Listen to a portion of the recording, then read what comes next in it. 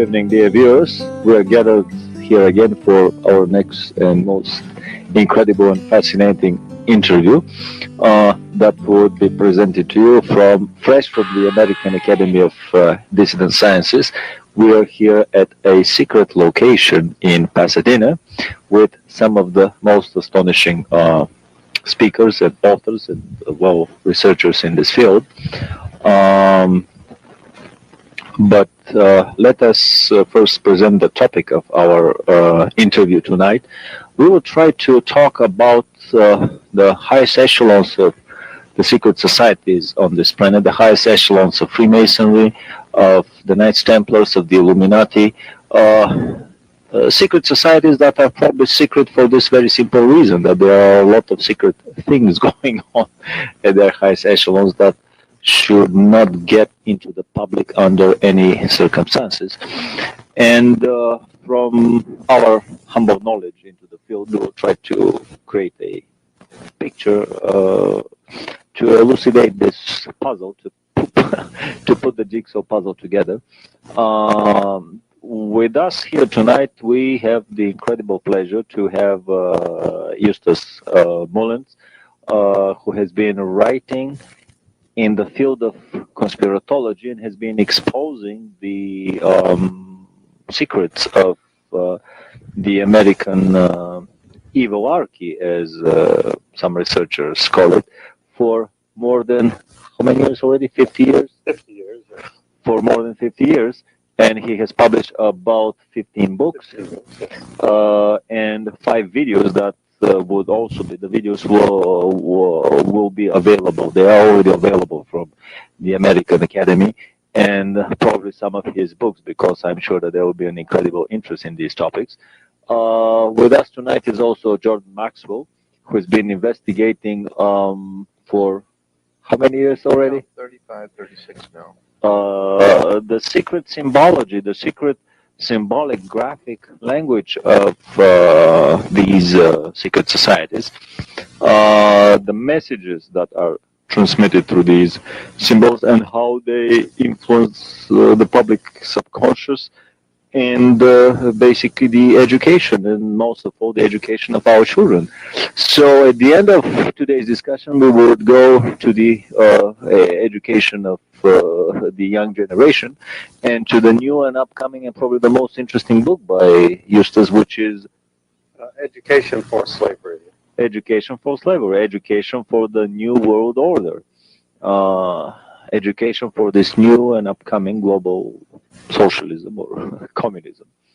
A lot more hideous and a lot more sinister than anything that the regimes of Lenin or Hitler or Stalin or anywhere in Eastern Europe after World War II, even possibly in North Korea, any of these evil totalitarian regimes were able to attain. So let's start the discussion with just a brief picture, a brief analysis of the top echelons of these secret societies and the practices that they are involved in. It has been widely rumored that the top echelons have been engaging for centuries in homosexual practices, that they have been using these homosexual practices for mind control, not just for horizontal recreation or for kinky horizontal recreation, but for the specific purposes of mind control and of influencing their members.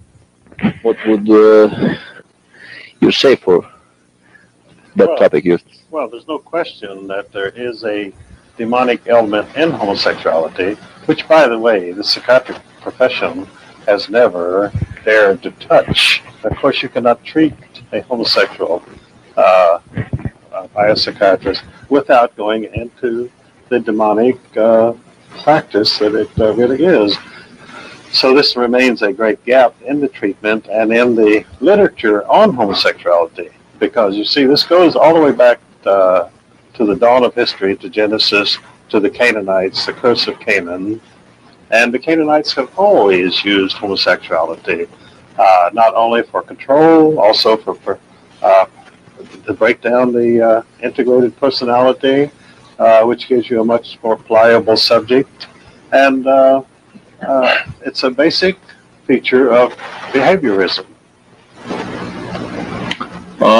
It's very interesting. I mean, we would not like this tape to sound as another gay bashing tape. We have nothing against probably 95% of all gays that are basically practicing recreational homosexuality. What we're interested in here is the very small percentage of gay men that happen also to belong to the social subset of secret societies, and especially the most high echelons of these secret societies that engage in homosexuality for totally different purposes, namely for mind control, for social control, and so on. What would you say, Jordan? Well, if you remember that secret societies as social movements, as Eustace says, go all the way back to the beginning of man's history. And there has been two schools of thought concerning the modern-day Freemasonic societies. One is that they started out as a good idea and eventually got corrupted, or that they never were any good to start with, and that any society that needs to operate in secret just was not any good to begin with. In the middle of the night. Yeah, and so I tend to believe that anytime you have societies operating in secret, there's always going to be this element of activity that's covering something.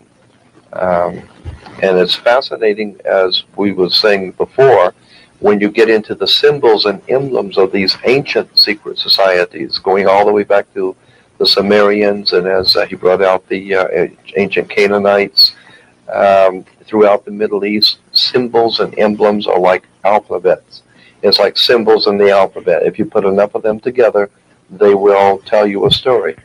And that's the kind of thing that I've been interested in years, is the way these emblems and symbols in government, religious orders, fraternal orders, all have connecting emblems and connecting concepts, and it's a fascinating subject.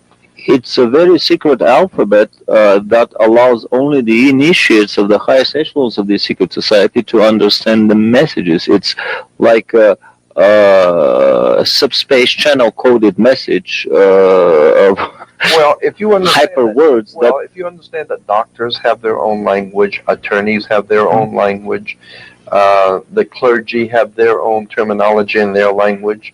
It's only to be even teenagers and young people have their own language, and so it's only to be expected that secret societies would have their emblems and symbols and ways of connecting themselves to each other in foreign lands and terminology. But I'm saying that if you go into the national coats of arms of nations, flags, all of the harlotry of the coming out of the Middle Ages, all of these things have a very powerful significance on the world in which we're living today. And there's a whole world of knowledge operating beneath civilization. I've heard some rumors. I mean, basically, we cannot in 2 hours here bring indestructible evidence. A lot of the discussion tonight would be about rumors and stories and so on, but still they paint a picture that is quite a bit self-standing. I've heard, for example, stories that the highest echelons of the Knights Templars are a sodomic society. What would you say on that matter? Well, I think that's true. I think that's borne out. And in fact, when the King of France, I think it was Philip, went after the Templars, homosexuality was one of the reasons for the crackdown on them. But of course, what he really wanted was the fortune, the great treasure, which the Templars had amassed, and also he felt that they were a political threat. And so he would gain several objectives at one time and also gain their treasure by attacking them on the, by then, I think, well-established grounds of homosexual practices. So basically, there is no way for somebody to go that high in the hierarchy of these organizations without being homosexual, at least in the Knights Templars. I think not. I think it's almost like a very advanced initiation ceremony, and of course, engaging in homosexual practices becomes a final committal to the innermost purposes of the order. And once you've done that, and I guess there's no coming back really once you've been initiated into homosexual operations or activities, was really you can no longer be a non-homosexual. There's no coming back from that. And I think that they realized this and that they wanted this as the final commitment from the official. How about Freemasonry? Have you heard any stories about the highest echelons of Freemasonry engaging in? Well, if you go back into the most ancient times, religion has always had sex connected to it, and especially the occult religions are very, very connected in so many ways to sex. Sex was a very big part of the ancient world and of the symbols coming out of the ancient world, and it even comes into our modern day in so many ways that we don't even think about, such as the Washington Monument in Washington, D.C. is the male phallic, and it connects with the Oval Office, which is the female, which is the generating force, which is the G for Freemasonry. The G within the square and the compass stands for the generative force of sex. And as I said, the ancient world had a very heavy influence on sex. Sex was used in all of the rituals, especially words and terms and black symbols. magic sex. Absolutely, and I believe that the people who are at the top of the world today are using sexual magic, and I think that's probably why so much sex is flaunted in movies, television. The sexual revolution itself, free sex. All part of not a revolution just for freedom and free sex, but it has an integral part to play in the overall occult movements of the world to open the human mind up to sexual perversion. Also lowers the inhibition in a human being to accept anything. And once you have compromised your morals in that way, you are now ready to be compromised with money. The next step. The next step, and with power, and then you've been bought. So because I've heard that basically the highest levels of Freemasonry are quite a bit into homosexuality, and it should not surprise me. it becomes basically a very cozy boys club, and in a way an initiation into the next and higher degree is probably all the members of that secret Masonic cell taking turns at the Well, I have once a newcomer. I had once a teacher make the point that I thought was very significant, just in passing, that this whole apparatus that we call the secret societies has as its basis a war between the sexes, going all the way back into the prehistoric world, and that for so many thousands of years, the woman was the symbol for spirituality, the goddess. And then with the coming of the Roman Empire, more emphasis was placed on the gods as male. And so today we have this male domination of the world, and yet there is this very important connection between male, female. Well, that's why you had temple prostitutes in the ancient world, because there's a lot of very important connections can be made between the act of sex and the psychological connection with God, some sort of a spiritual connection with God during the time of sex. And so that's, I think, very important to keep in mind, that probably these people at the top of the secret societies are, without a doubt, sexual perverts. Eustace, what would you say about another and very interesting secret society, namely the Skull and Bones? Because this is a secret society not of elderly men that have reached the 33rd or the 38th degree of Freemasonry, but these are young kids in the 21-year-old or third year of college that are initiated in that society. Have you heard of any homosexual overtones? Oh yes, the initiation ceremony of Skull and Bones, which finally began to leak out after many years of total secrecy, the fact is that the initiate into Skull and Bones, first of all, he has to strip off all his clothing. Then he has to lie down in a coffin, and there he recites every sexual experience that he has had throughout his entire life, whether with male or female or what they did. And so this is in the presence of his brothers, you see, the fraternity brothers. So in other words, he is totally confessing all of his sexual activity of his life to that time, and they are now in possession of this knowledge so that they have not merely a weapon of blackmail, but a weapon of control, because whenever he sees one of his fraternity brothers around the campus, he knows that that brother knows all of his innermost secrets of his life. And in other words, you place yourself totally in their hands. And the Skull and Bones, of course, was set up by the Russell Trust in 1858 as a branch of the German Illuminati. And apparently this is also an Illuminati technique, probably developed by the Jesuits to force the initiate to place his personal history and all of his secrets in the hands of his fellow members. And then after this recitation of his personal secrets, he then stands up and is supposedly born again as a new person under the guise of the Illuminati Skull and Bones. And the members of this fraternity, by the way, there are other fraternities on Yale University, but it was generally known by the students there that Skull and Bones was the peak. In fact, a Yale student told me one day, he said, it was known on the campus that if you were tapped for bones, you were set for life. You would never have to worry about career or fortune because you would be taken care of. And only 15 seniors each year are tapped, you see. Yeah. And they are from the most elite families, the Harrimans, the Rockefellers, and the Bushes. His family was an employee of the Harriman interests, and so that's how Bush was chosen.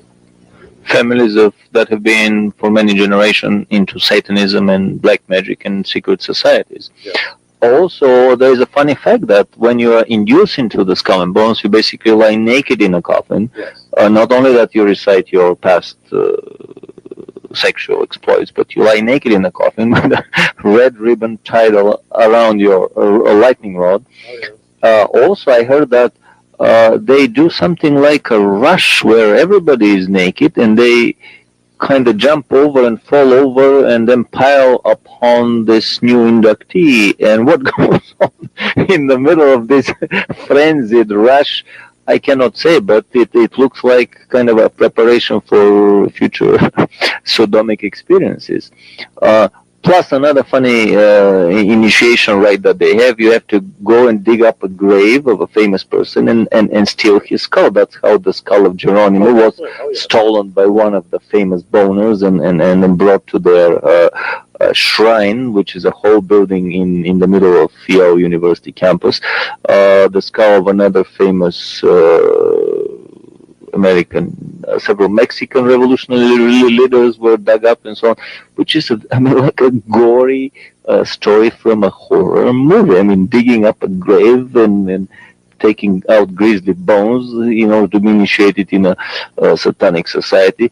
If I use the language, the nomenclature of the communist totalitarian governments, basically, this is like a satanic Komsomol society, a youth satanic league, basically a preparation society, preparatory society, so that these members would rise much higher into the highest echelons of Freemasonry and the Illuminati. After that, it's important right there to make the point that the Skull and Bones was a Freemasonic emblem. It is a Freemasonic emblem. It was always on the graves in Europe of high degree Freemasons. On their graves would be the skull and crossbones. They got even the pirates of the Caribbean, even the pirates would run the Jolly Roger, the black flag with the skull and bones. Not only Freemasonic emblem, but I was reading a book on black magic, and there was a photograph of a table set for satanic rituals. Absolutely. The daggers to kill the victim, and there was a skull and two femur bones in the very same exact geometrical position and shape as the emblems of the skull and bones. Right. And you know that in the language of symbology, there is basically nothing coincidental, and that for me was a very strong indication that there may be some satanic overtones into that campus fraternity society. On top of that, all these strange voices that were coming through the locked doors of this temple until somebody broke in the 70s. And in one of the rooms, they discovered full regalia of Nazi flags, uniforms, swastikas, posters. Basically, it's obvious that on top of being with strong homosexual overtones and preparatory for satanic practices, it also practices Nazi elitist philosophy of the white elite.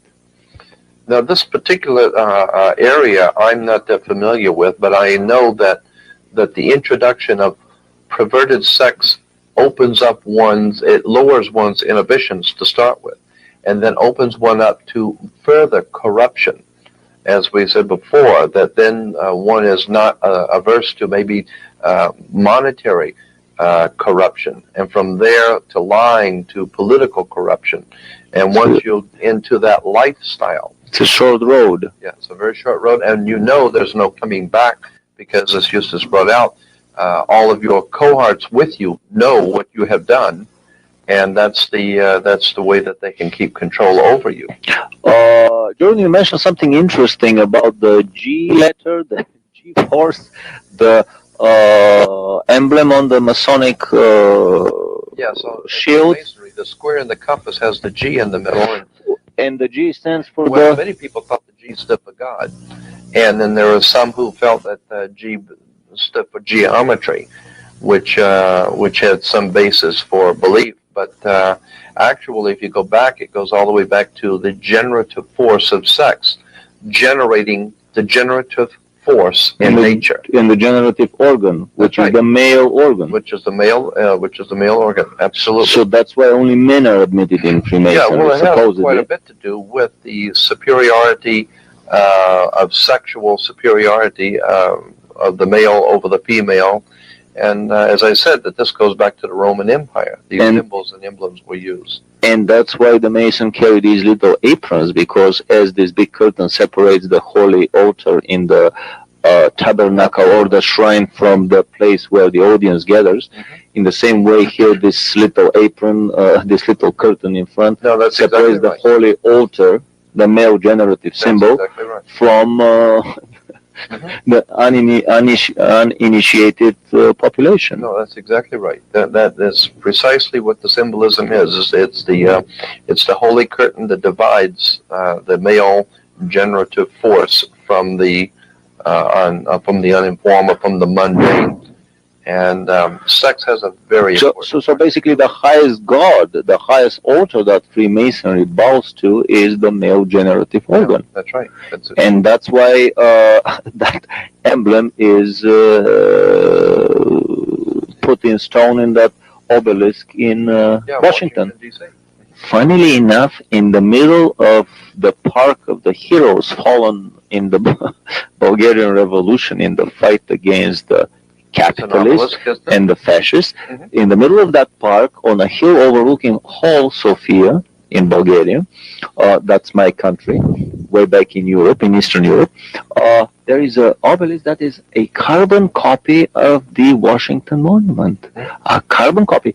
And behind that obelisk, there is this square, long lake, exactly a carbon copy of that lake, which is the symbol of the female vagina. So basically, these monuments were copied through Eastern European Freemasonry, which was the conspiracy behind communism in all of these Eastern Europe, European countries, all over Eastern Europe. I would like to go now into basically the relationship of sex, and especially homosexual sex,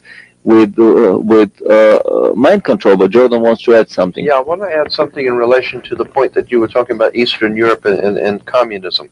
Are you aware of the fact that the communist symbol of the sickle, the hammer and the sickle, were in fact separate symbols for thousands of years? The sickle was used in one way and the hammer in another. And only until the Communist Party did they put the configuration together, the two occult symbols. And what was their meaning? Well, the sickle represented Saturn. Saturn was the god of chaos, Kronos. And that's why even at the end of in New Year's, you have old man time, the old man, and then the baby crawling, which is the new year. And old man time is always hanging on to a sickle. Because old man time that we say goodbye to at the end of the year was the planet Saturn. Saturn was Kronos, or chaos, the old god of chaos who was leaving the old order and the coming new order, which would be the new year. And how about the hammer? The hammer was the symbol of the order. Well, and the hammer goes all the way back to the old hammer of Thor, which was the old Aryan hammer of Thor, which was used to reconstruct. You tear it down with the hammer and then you build up. No, you tear it down with the sickle and you build up with the hammer. Well, yeah. So what I see here is a pictorial graphical expression of this same old satanic slogan of Ordo ab Chaos. That's exactly right. Order out of chaos. You hammer the order with a hammer that was created out of the chaos of the sickle. That's right. Fascinating. The sickle is used to Ordo ab Chaos. And the hammer is to build a new order, so that Ordo ab Chaos. New world order out of the chaos of and let me make this point that Saturn was called Chaos. That was the name of a god, and that god is traced back to the planet Saturn. Fascinating. So that old man time at the end of the year is actually the planet Saturn or Chaos. So let's go now into the connection between homosexual sodomic practices and mind control. What would you say, Justus, about, let's say, the certain research that was done by Wilhelm Reich in Germany and several others that you were mentioning on... Well, of course, Reich wrote The Function of the Orgasm, and I think that his understanding of the function of the orgasm was that it brought you into a relationship, not merely a sexual relationship, but a relationship of submission to control, a final submission that you would never rebel against anything, because once you've made this, actually given your body and your integrity, the integrity of your body, the sexual act is generally called, if it's not in the marital realm, is generally called a violation. You violate a child, you violate another person. And so by submitting to this violation, you sort of sacrifice yourself to the purposes of the order. It is a sacrificial gesture. It's very interesting.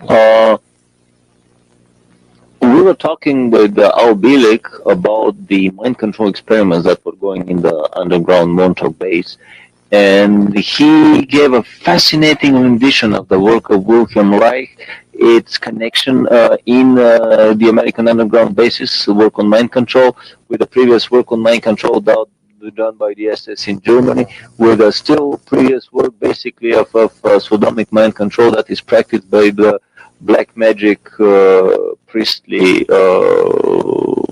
cults of Tibet.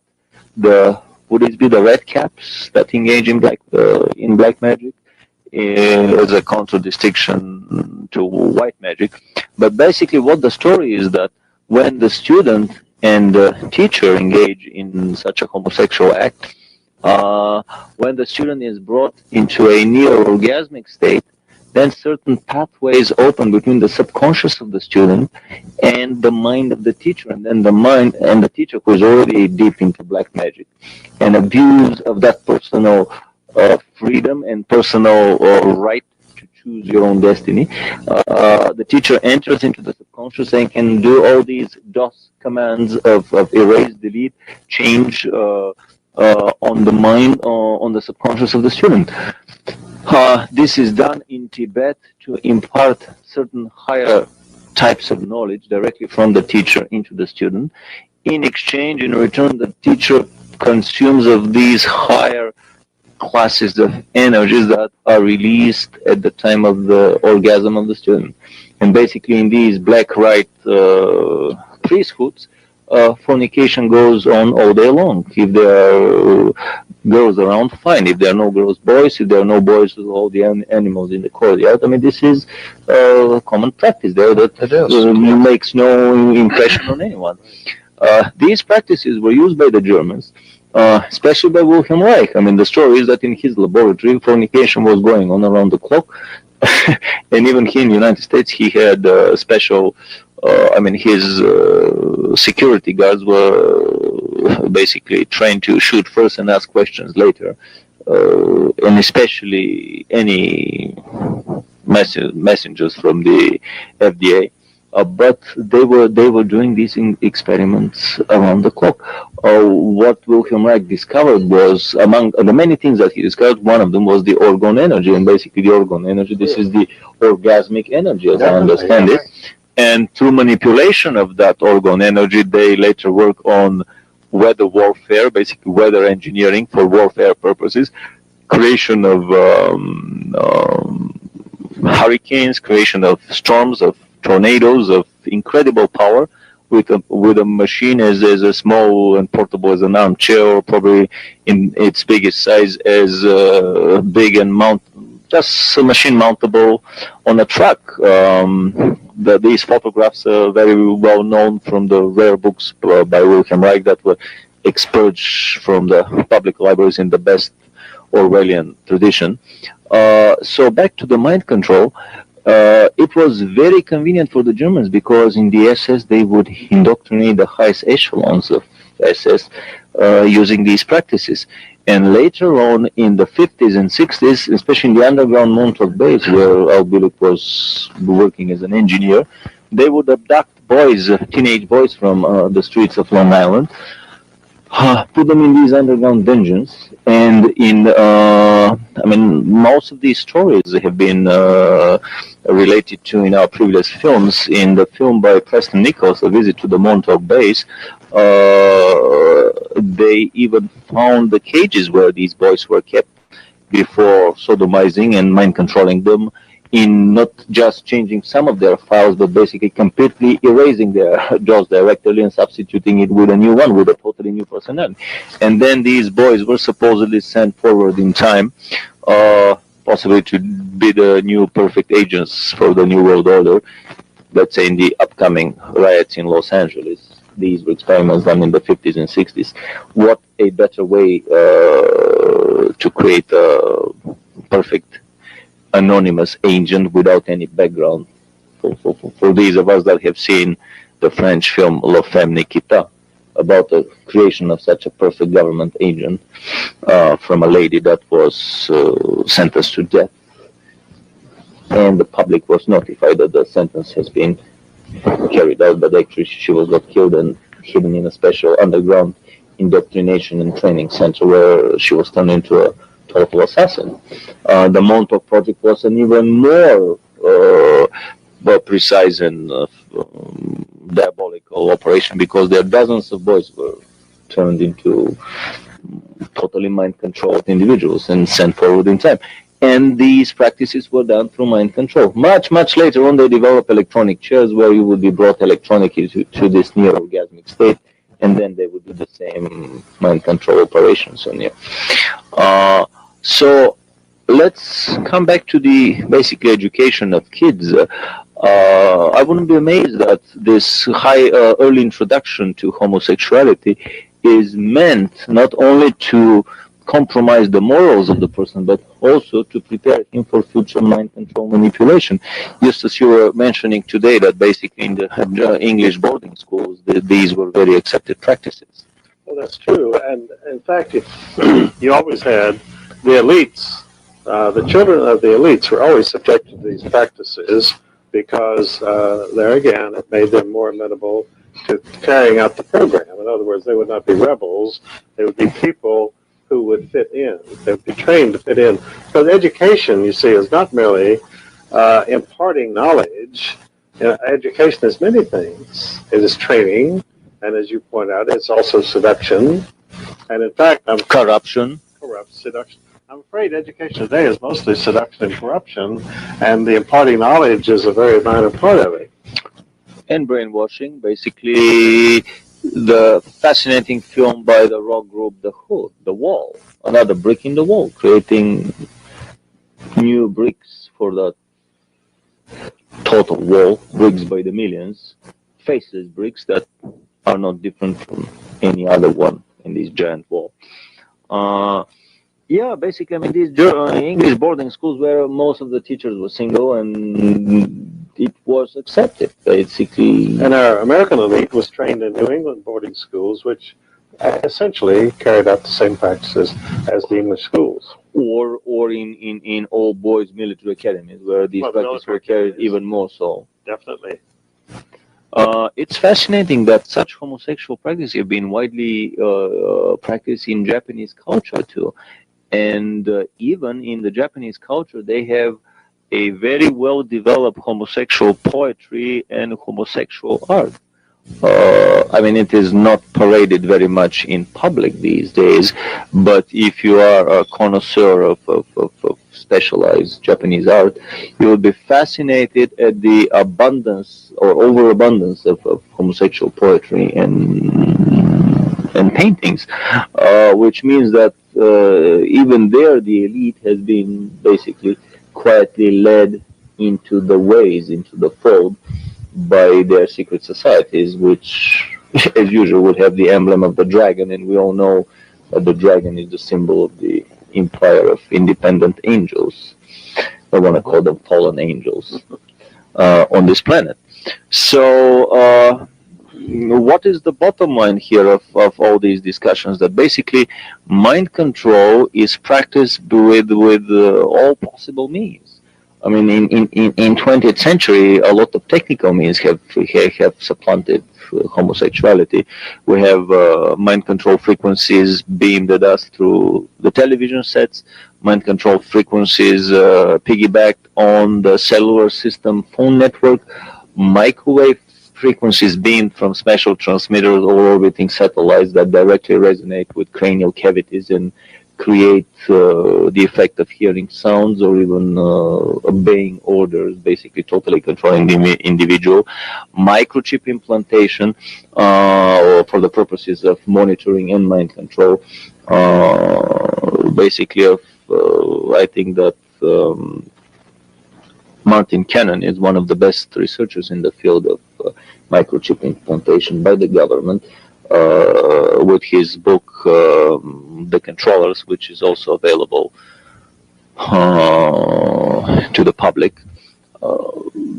Through Freedom of Information Act release documents, the CIA has had secret programs in microchip implantation into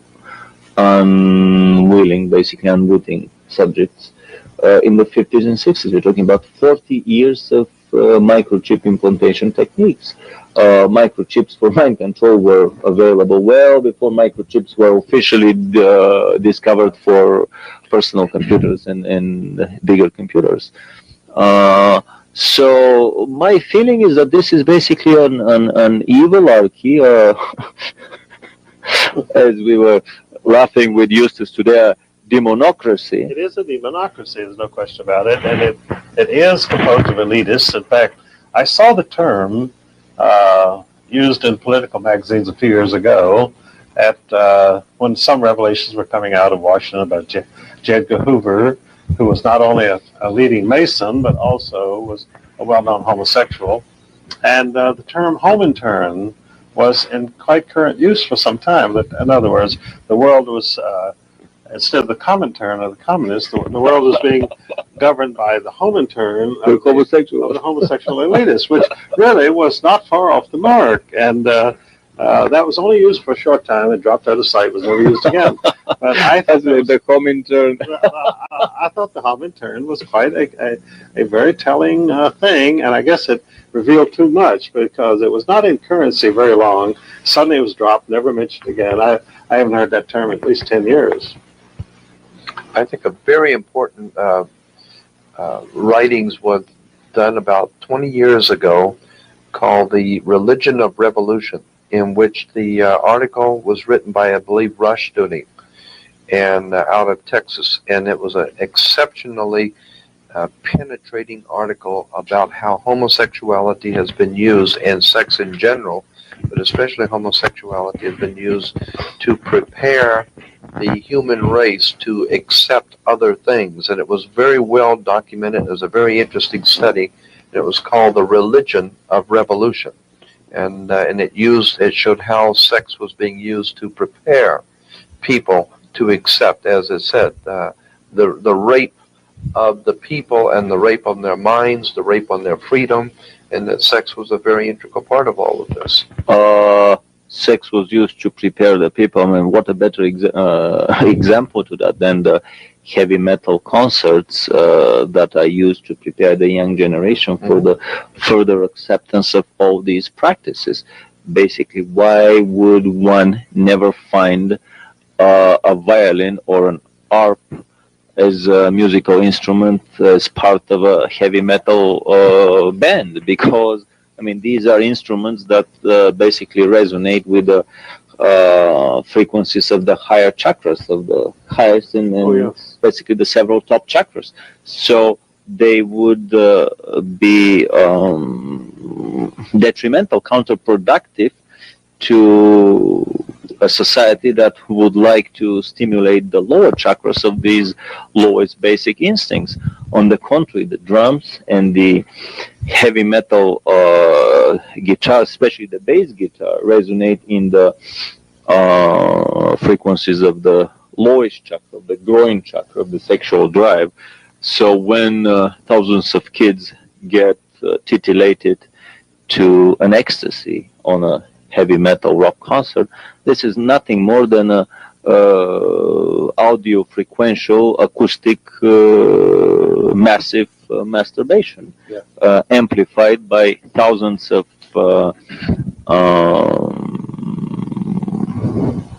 watts of acoustic power blasting from the speakers. I mean, there are very nice pieces even into heavy metal music, but I enjoy some of them. But what's important here is that as an overall package, the bottom line is that the heavy metal music does not enhance and elevate the vibrations of the highest chakras that would allow you to telepathically communicate with highest orders of intelligences in the universe. On the contrary, they basically titillate your most primitive basic sexual drives and instincts. And there's another book that I think you should know about. It's called 4 Arguments for the Elimination of Television by Jerry Mander. 4 Arguments for the Elimination of Television.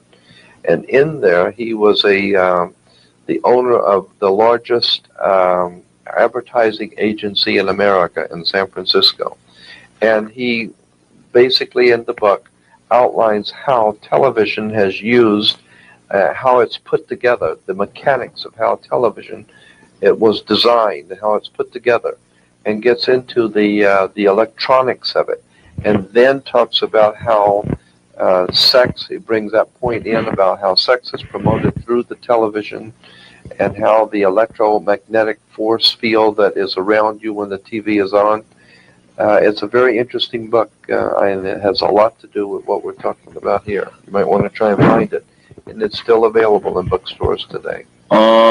I've been thinking for the last month or so, occasionally watching television here,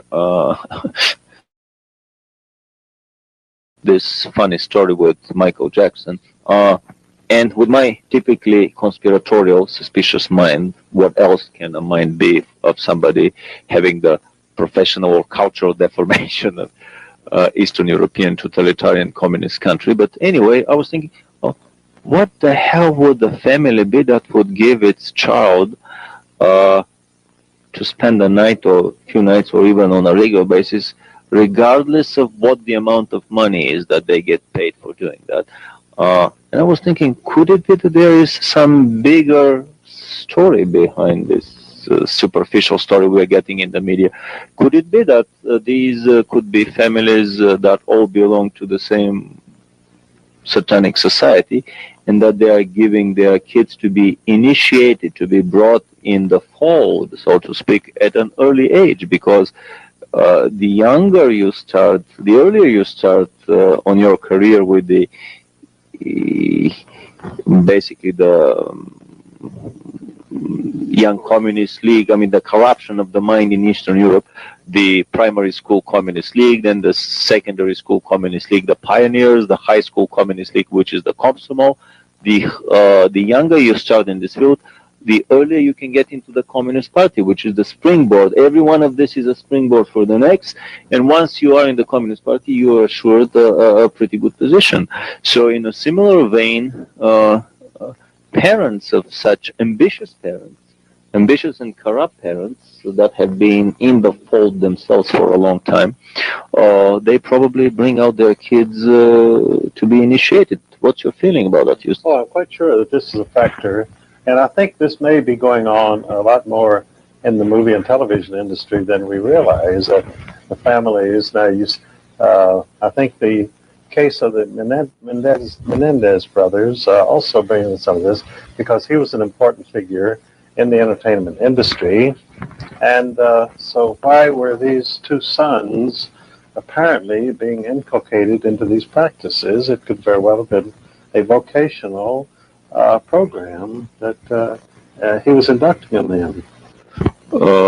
Absolutely so. And I mean, the whole pattern, I mean, the whole personality of the father of the Menendez boys, an extremely ambitious, overly ambitious individual that started from nothing and rose quickly into that industry. I wouldn't be amazed that the fastest way, the fastest and strongest springboard to rise into the secret societies in the world would be probably to be a member of a satanic cult, which is the innermost core, the innermost circle of a secret society. What's your feeling on that? Yes, as a matter of fact, they have something in Hollywood. Well, let me go back and say this, that the old Celtic or Celtic magicians in England, the old Druid priest, the magicians, always worked their magic with magic wands. And magic wands were always made out of holly wood. And today, we still have Hollywood being used to work their magic on us. And I think it's interesting that when you get into the symbolism in Hollywood, there's something called death head colors in Hollywood. And that is, every time there is to be a rape or a violation of a human being, and especially a death, there will be certain colors which will always come up, and certain symbols are worked into the picture, so that subconsciously the subconscious mind picks up these colors and symbols every time there's to be a rape or a death. And around Hollywood it's called the death head colors and death head scenes. And so they're still working their magic on us in Hollywood today. A lot of. What's your feeling, Eustace, on the Satanism in Hollywood, basically black magic and Satanism? Well, I think that Satanism definitely is a factor in Hollywood, because first of all, you've got mass media, mass communications here, which means you reach the entire population.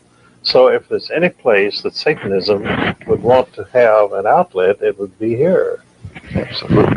No doubt about that. Yes. I mean, so many of the films that, I mean, forget about the horror movies, which are not only clear, pure satanic rituals, many of them, but I've even heard stories that the film crew and cast would do a black mass every morning before the beginning of the shooting of such a film.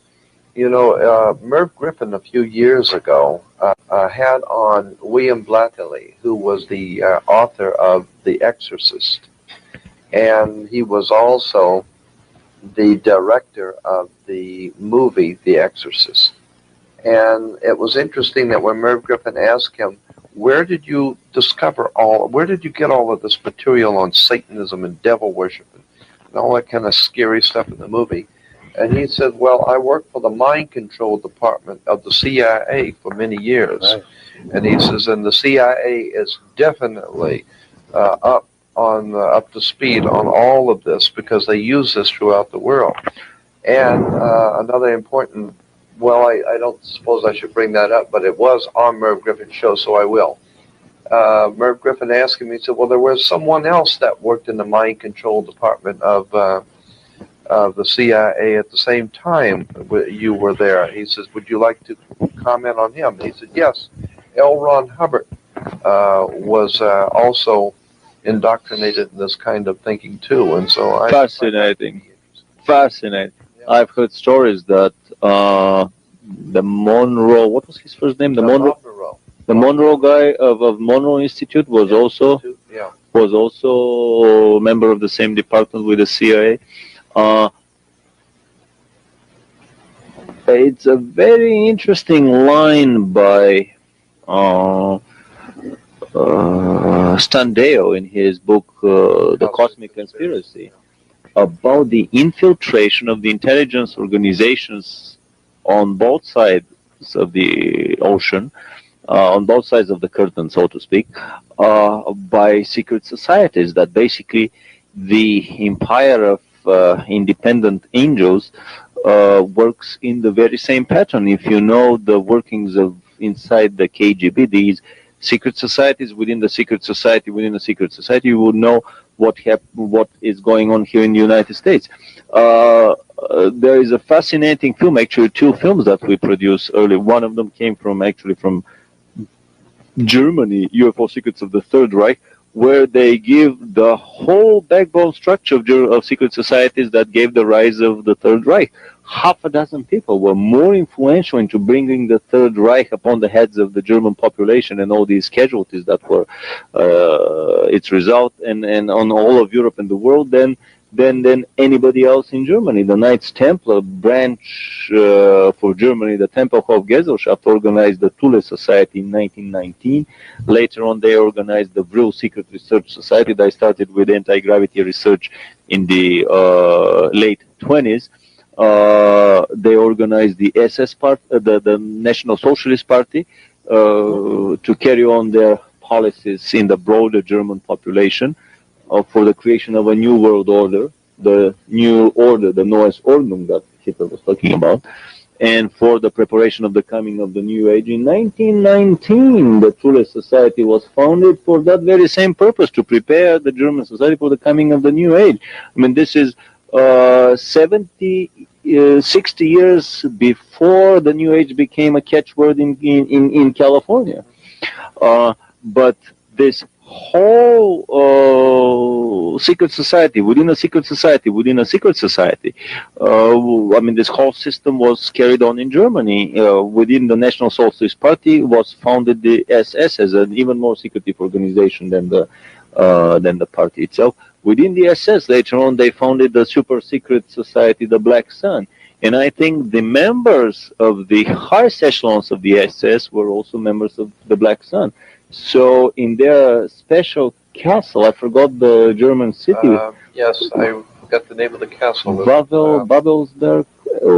They had a very special SS castle that was built over a greatly renovated and enlarged medieval castle. Right. But they had an underground round chamber with 12 seats, the usual 12 number, which was their secret chamber for probably satanic and sodomic practices. Right. And according to Stan Deyo, to come back to his book, Cosmic Conspiracy, I mean, this is the pattern of the Luciferian presence on the planet to control the secret societies at the very elite. I mean, to the intelligence organizations through these secret societies. Also, these stories that I heard recently about an interesting sect within the KGB, the so-called castrati, a secret society where the ritual castrations of the initiation of the Black and Bones into the Skull and Bones Society here, which is a red ribbon tied around the phallus, very scary to the end, and these people are actually castrated, which gives the typical facial expression of a lot of the KGB high members of the 30s and 40s. So we have the same practices over and over and over.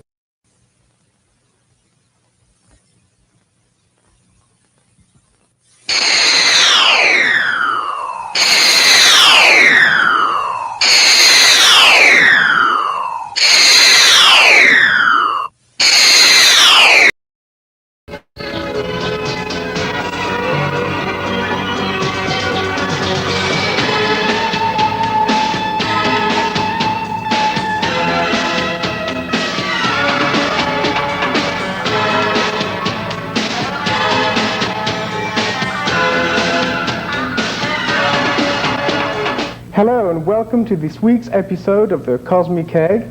And as you know, this show is not timid about bringing on controversial issues. This week we have rather interesting information to share with you and a very, very controversial figure. His name is Vladimir Tessisky, and he is here joining us to impart on us an awful lot of information. So Vladimir, welcome, and I'm very glad that you managed to make it. Thank you very much for your invitation. Now, Vladimir, I've looked at your credits and I'm terribly impressed. In fact, looking at what you've done in terms of education, I'm really surprised. Here you have a Bachelor of Science in Physics, you have a Master of Science in Electronics, and the list goes on and on and on and on and on. You have brought on to me an awful lot of information about about Nazi Germany and the technology that they had in the 40s. Now, I am absolutely astounded by the information that you have to share with us. You have brought on pictures. Could you please tell us about these pictures and what they actually are telling us? Well, in one sentence, while researching UFOs in general and the terrestrial component of the alien presence in particular, namely secret terrestrial programs that have been dealing with anti-gravity and secret space programs for the last almost 100 years, I realized that a lot of these secret projects are covered up behind the alien smokescreen and later on laundered to the general public as an alien technology gift to us. And in order to pull the carpet from under the feet of the government, or let's call it the party line American ufology, I've been doing research on Nazi UFOs, on the 50 or more basically different models of crap that the Germans built before and during the Second World War, powered by every engine that was in production in Germany at that time, by piston engines, Wankel engines, turbojet engines, ramjet, pulse jets, rocket engines, and the final and most advanced models were powered by electromagnetogravitic drives. These are the most, basically no moving part drives. But in order to convince someone that this massive research and development conspiracy, let's call it, and this secret space program run by the Germans has been on for all these years. Actually, the persistent rumors are that the Germans landed on the moon and Mars before the war ended. And later they were followed by many other secret programs, but we will talk about that probably in a future show. The Russians and the Americans landed on the moon and Mars in the late 40s and early 50s respectively. An Italian team landed on Mars in 56. Many superpowers have been actively pursuing secret space programs based on anti-gravity propulsion. But in order to convince someone of the existence of this massive research and development conspiracy, one first has to be convinced of the existence of political and economic conspiracies in this world. Here I have a few little books that are probably the best introduction into the field of economic conspiracies. None there called Conspiracy and the Fourth Reich of the Rich by Des Griffin. One of the best books on the New World Order conspiracies and secret government projects is Bill Cooper's book, Behold a Pale Horse. There isn't much time for further political conspiratorial introduction, but behind the political conspiracies are the scientific conspiracies, or the secret sciences of the Hermetic societies and brotherhoods that for thousands of years have been practicing endeavors that are considered science fiction by the general public. This is a book about flying devices built in India 4, 5, 6,000 years ago. In my research, bibliographic research, I have a vast collection of several hundred books on this topic, and these are some of the most interesting ones relating particularly to German secret weapons. Okay, so in this book that you just brought on, you talk about Germany already. Does this actually mention that Germany, before the Second World War, being involved in very, very advanced technology? Yes, actually these books mention a lot of extremely bizarre, almost science fiction military technologies. And the first book that mentions particularly the first several models of flying saucers that were built in Germany is the book Intercept UFO, or Intercept But Don't Shoot, by Renato Vesco. Now, Renato Vesco, was he part of the Mussolini government? Renato Vesco was actually a very leading figure in the Italian research and development effort. He was the research and development boss of the Italian Air Force. He may not have been a Werner von Braun, but he definitely was an extremely brilliant scientist and engineer. And besides that, Italians and Japanese were regularly briefed on all secret German developments during the war. So after the war, when he wrote the book, he knew exactly what he was writing about. Actually, he wrote and discussed in great detail the first several models of flying saucers that were built in Germany. This is the turbojet-powered flying saucer built by Schriever, diameter of about 30 feet, and the joint project. This was the first operational interceptor fighter saucer that was built by Bellonzo, Miete, and Schriever. A very interesting fictional history of the German flying saucer effort are these two books by Harbinson, Inception and Genesis, written as documental fiction, but in my opinion they just show the basically the very first level of this tremendous research pyramid that happened in Germany. I have some photographs that were extremely rare to find. Many of these were pulled out of German libraries by our research associates and friends. Most of them are impossible to find in the United States.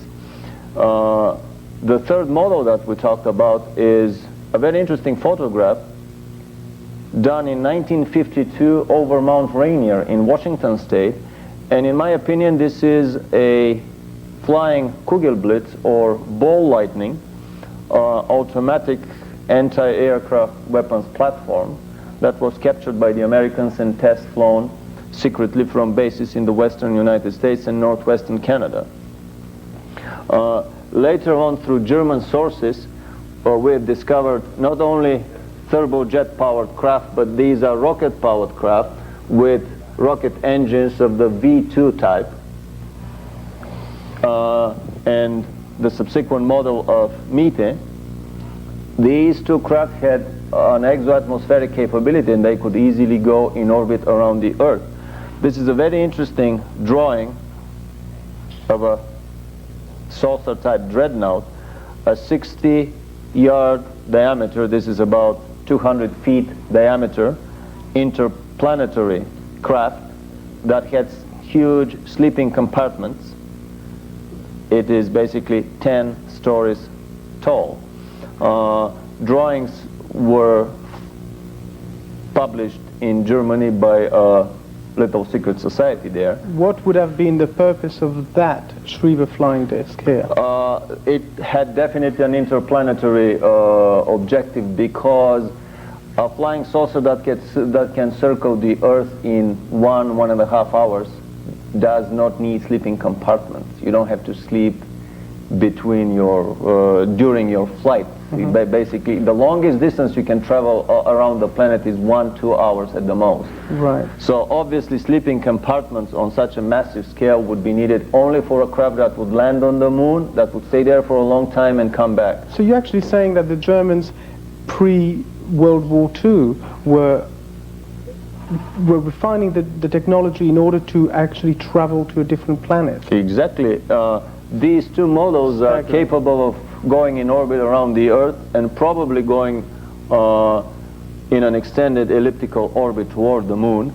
This huge craft is capable of getting into orbit around the moon and landing on the planet. And these were actually the most primitive of the models that the Germans built. 2 months ago, I received, through some private channels, a secret documentary film made by the German secret society, the Thule Gesellschaft, something like an equivalent of the Illuminati Society here. The title of this documentary, 2-hour documentary film, is UFOs, the Third Reich Strikes Back. This is the emblem of this secret society. They were basically the ideologues of the Third Reich. Talking too much about Germany, I would not like the discussion to be considered as an apology of the German success. What the Germans did to millions of hapless victims in World War II, I mean, they earned enough karma from themselves to last them for this and many subsequent lifetimes to come, for these of us that believe in karma. But once these things invented, they were shared later by the superpowers. They cannot be disinvented, to use Daniel Bell's interesting One thought expression. keeps coming back to me, and that is almost world supremacy. I'm looking at this and I'm going, what's the incentive? What's the reasoning behind trying to refine such technology? Well, it gives man an ability to go to the moon, to explore the planets of the solar system, to go beyond the solar system. Some of these larger crafts were definitely able to go beyond the solar system, as we shall see very soon. The first row of photographs, actually this is a very small part, this is maybe a third of all the documentary photographs shown in the German documentary video.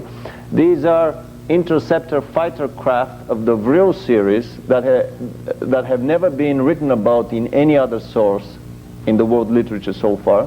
They were about 30 feet in diameter and extremely maneuverable. Their speed was almost 3 times the speed of sound. For them, Allied bombers and fighters were basically sitting ducks. Renato Vesco, in his book, depicts about 3 dozen attacks of flying saucers on Allied bomber formations with devastating consequences. And these all were attacks of the previous and more primitive craft.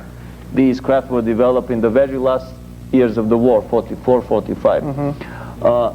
This subsequent line here are the 25-meter diameter, which is about 75-meter diameter, 30 feet tall tank killers, the craft of the Honeybull type. We have never seen before UFOs with tank turrets attached underneath. Oh yeah. We see different models of tank turrets. Actually, these are standard issue turrets for the German Panther tank and the Panzervier tank. Later models developed in the 60s from the German colony on the South Pole, which is another very controversial issue.